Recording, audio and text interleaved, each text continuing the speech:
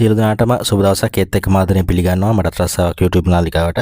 ඔන්න ඉතින් NDT පාඨමාලාව කරන්න බලාපොරොත්තු වෙන හිටපු කට්ටියට හොඳ ආරංචියක් ඇවිල්ලා තියෙනවා. ඉතින් මොරටුව විශ්වවිද්‍යාල තාක්ෂණික ආයතනයේ ජාතික තාක්ෂණික ඩිප්ලෝමා පාඨමාලාව සඳහා 25 26 වර්ෂයන්ට සිසුන් ඇතුළත් කර ගැනීම දැන් සිද්ධ කරනවා.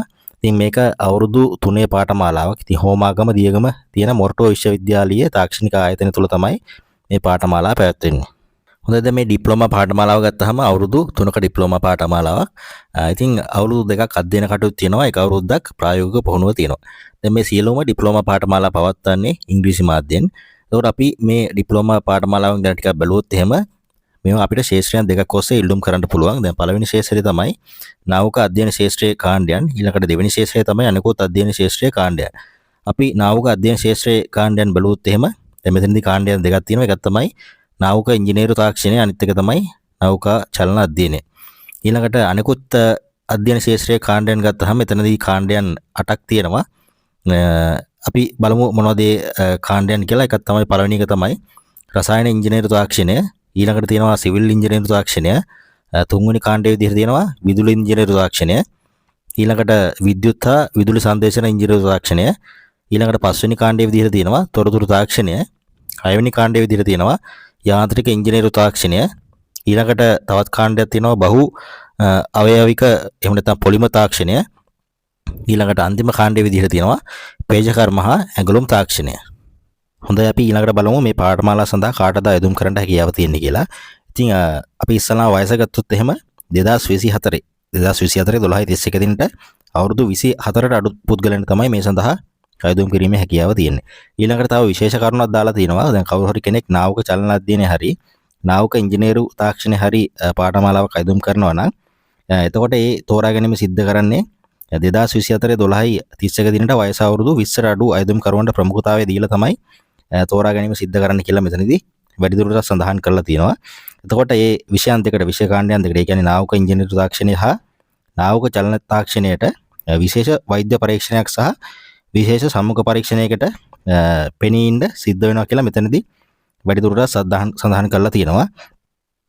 ඊළඟට තවත් කරුණක් දාලා තියෙනවා මේ අයදුම් කරුවන් විශ්වවිද්‍යාල ප්‍රතිපාදන කොමිෂන් සභාව යටතේ ඇති ඕනෑම විශ්වවිද්‍යාලයක එහෙම නැත්නම් උසස් අධ්‍යාපන ආයතනයක පූර්ණ කාලීනව ලියාපදිංචි වෙලා ඉන්නවා නම් එහෙම නැත්නම් උසස් අධ්‍යාපන අමාත්‍යාංශය යටතේ ඇති වෙනත් පිළිගත් උසස් අධ්‍යාපන ආයතනයක පූර්ණ කාලීනව ලියාපදිංචි වෙලා ඉන්නවා නම් මේ සිසුන්ට මේ සඳහා අයදුම් කිරීමට සුදුසුකමක් නැහැ කියලා සඳහන් කරලා තියෙනවා.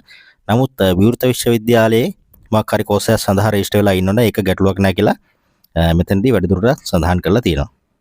දැන් මේ සඳහා අයදුම් පත්‍ර යොමු කරන්න බලාපොරොත්තු වෙමින් ඉන්න අයදුම් කරවන්නට තියෙන්න ඕන අධ්‍යාපන සුදුසුකම් මොනවද කියලා අපි බලමු. දැන් මේ සඳහා අයදුම් පත්‍ර යොමු කරන්න පුළුවන් 2022 2023 2024 කියන අවුරුදු වල උසස් පෙළ ලියපු අයදුම් කරුවන්ට පමණයි. එතකොට උසස් පෙළ විභාගයේදී විෂයන් 3ක් සමත් වෙලා තියෙන්න ඕන එකවරකදී. එතකොට මේ විෂයන් 3 වෙන්නේ භෞතික විද්‍යාව, රසායනික විද්‍යාව, ඊළඟට තුන්වෙනි විෂය විදිහට තියෙන්නේ සංයුක්ත ගණිතය හෝ උසස් ගණිතය. ඉතින් මේ විෂයන් තුනෙන් තුන එකවර සමත් වෙලා තියෙන්න ඕනේ.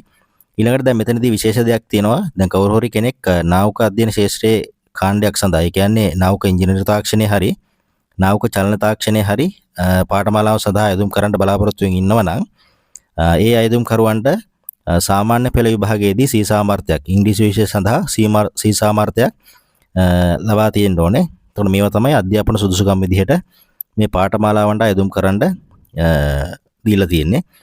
හරි, එහෙනම් අපි ඊළඟට බලමු මේ පාඨමාලා සඳහා කොහොමද තෝරගන්නේ කියලා. එතකොට දැන් ශිෂ්‍යයන් උසස් පෙළ විභාගයේදී ලබාගත් ප්‍රතිඵල ඊළඟට මේ මොරටුව විශ්වවිද්‍යාලයෙන් පවත්වනවා, මොරටුව විශ්වවිද්‍යාලයේ තාක්ෂණික ආයතනය මගින් පවත්වනවා යෝග්‍යතා පරීක්ෂණයක්. ඉතින් මේ යෝග්‍යතා පරීක්ෂණයෙන් සමත් වෙච්ච ශිෂ්‍යයන්ගේ උසස් පෙළ ප්‍රතිඵලවල ඉසෙඩ් ලකුණ මත 140ක ප්‍රමාණයක් බඳවා ගන්නවා. ඉතින් සෙසු 160 දිස්ත්‍රික්ක පදනමෙන් බඳවා ගන්නවා. ඉතින් අධ්‍යයන ශාස්ත්‍ර තෝරා ගැනීමේදී සැලකිල්ලට ගන්නේ මේ යෝග්‍යතා පරීක්ෂණයේ ලකුණු හා අයදුම් කරුවන්ගේ එක් එක් ශාස්ත්‍රයේ සඳහා දක්වන කැමැත්ත අනුපිළිවෙලට තමයි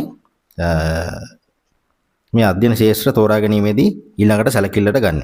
හොඳයි, එහෙනම් අපි ඊළඟට බලමුද මේ සඳහා කොහොමද අයදුම් පත්‍ර යොමු කරන්න ඕන කියලා.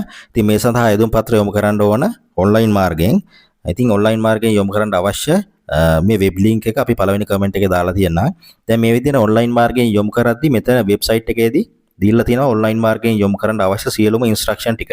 ඉතින් මේ ඉන්ස්ට්‍රක්ෂන් ටික සියලුම ඉන්ස්ට්‍රක්ෂන් ටික දෙතුන් පාරක් කියවලා බලලා හරියට ඇප්ලයි කරන්න. දැන් මෙහෙම ඔන්ලයින් ඇප්ලයි කරාට පස්සේ මේකේ PDF එක ඩවුන්ලෝඩ් කරගන්න ඕන. ඒ ඩවුන්ලෝඩ් කරගත්ත PDF එක තැපැල් මාර්ගයේ යවන්න ඕන. දැන් ඉතින් කවුරු හරි කෙනෙක් අවසාන දවස වෙනකන් ඉන්න හොඳ නෑ. මොකද ක්ලෝසින් ඩේට් එක අවසාන දවසෙත් අපිට ඔන්ලයින් තියෙන නිසා යෙදුම් කරන්න පුළුවන් නේද කියලා. එතකොට දැන් මෙතනදී වැඩිදුරට සඳහන් කරලා තියෙනවා මේ ඔන්ලයින් මාර්ගයෙන් ඇප්ලයි කරන එකයි මේ තැපෑලෙන් යවන එකයි දෙකම ක්ලෝසින් ඩේට් එකට කලින් කරලා තියෙන්න ඕනේ කියලා. එතකොට මේ අන්තිම දවසේ වෙද්දී අපිට ඔන්ලයින් මාර්ගයෙන් ඇප්ලයි කරන්න හැකියාවක් වෙන්නේ නැහැ. මොකද ක්ලෝසින් ඩේට් එකට කලින් තැපැල් මාර්ගයේ යවන PDF එකත් යවලා තියෙන්න ඕනේ. එතකොට එතනදී පොඩි ගැටලුවක් වෙනවා. ඒ නිසා මේක ටිකක් දවස් 2-3ක් විතර අන්තිම දවස් වෙනකන් ඉන්නතුව කලින් කරන්න. මොකද PDF එක නැත්තම් තැපැල් මාර්ගයේ යවන්න අවස්ථාවක් ලැබෙන්නේ නැහැ. හොඳයි, මෙහෙම මේ ඩවුන්ලෝඩ් කරගත්ත PDF එක තමන්ගේ අදාළ ලියුම් කවරේ මෙන්න මේ විදිහට ලියන්න ඕනේ. ජාතික තාක්ෂණික ඩිප්ලෝමාව සඳහා ඇතුළත් වීම 2025-2026 කියලා සඳහන් කරලා මේ තිරයේ දිස්වන ඇඩ්‍රස් එකට තමයි ලියාපදිංචි තැපෑලෙන් යවන්න ඕන. එතකොට ලියාපදිංචි තැපෑල යවන්න අවශ්‍ය ලිපිනය තමයි සහකාර ලේකකාධිකාරී අධ්‍යයන හා ශිෂ්‍ය කටයුතු අංශය මොරටුව විශ්වවිද්‍යාලීය තාක්ෂණික අංශය දියගම හෝමාගම කියන ඇඩ්‍රස් එකට තමයි යවන්න ඕන. දැන් ඊළඟට අපි බලමු කොහොමද මේ අධ්‍යයන ශාස්ත්‍ර තෝරගන්නේ කියලා. ඉතින් මෙතනදී පාඨමාලාවේ අධ්‍යයන ශාස්ත්‍ර දෙකක් තියෙනවා. එතකොට පළවෙනි කාණ්ඩය තමයි නාවක අධ්‍යයන ශාස්ත්‍රයේ කාණ්ඩය, ඒ කියන්නේ set 1. ඊළඟට දෙවෙනි කාණ්ඩය තමයි අනිකුත් අධ්‍යයන ශාස්ත්‍රයේ කාණ්ඩය set 2 කියන එක. ඉතින් මේ කාණ්ඩ දෙක සඳහාම ඉල්ලුම් කිරීමේ හැකියාවක් තියෙනවා.